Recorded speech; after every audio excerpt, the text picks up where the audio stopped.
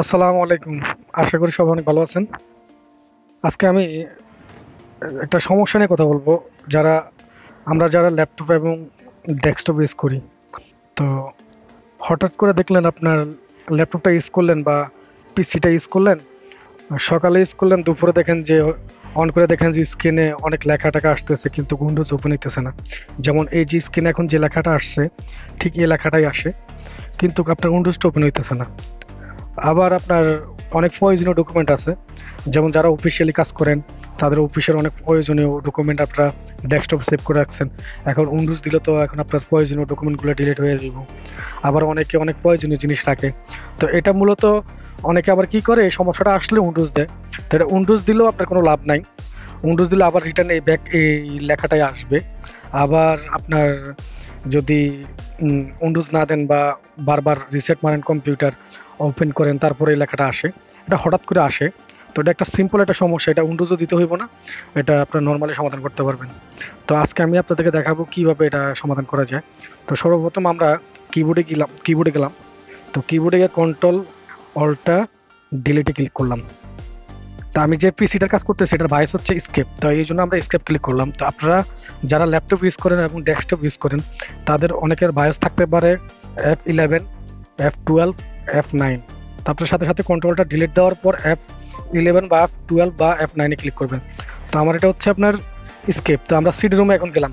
তো মনে রাখতে হবে আপনাদের অবশ্যই একটা যদি পিসি বা ল্যাপটপে যদি সিডি রুম থাকে তাহলে আপনারা একটা সিডি লাগিয়ে নেবেন।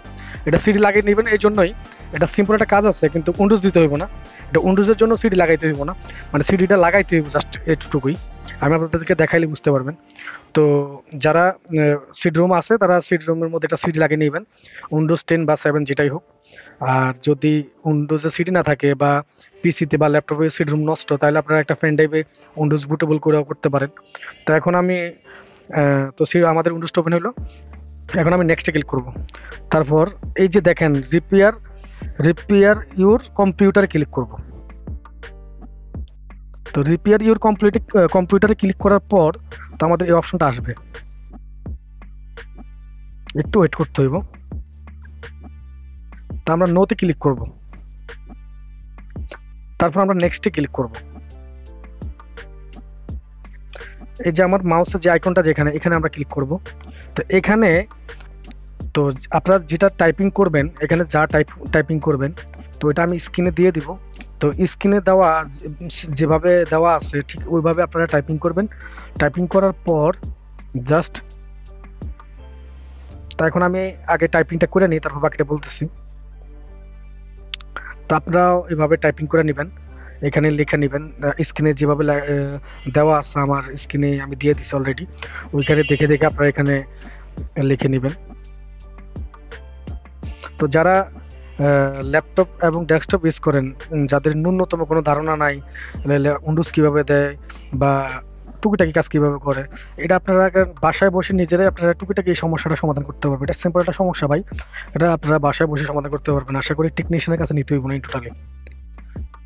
তো এখন আমাদের টাইপিংটা শেষ, আমরা এন্টারে ক্লিক করলাম। কিবোর্ডে এন্টারে ক্লিক করলে তো বাস আমাদের অনেকগুলো লেখা আসবো, বাস আমাদের কাজ শেষ। তো এখন আমরা ওটা এন্টার দেওয়ার পর আমরা এখন এটা কেটে দিব। তো কেটে দিলাম। এখন আমরা কম্পিউটারটা এখন রিস্টার্ট মারবো। তো রিস্টার্ট মারার পর আমাদের কম্পিউটারটা এখন ওপেন হইব।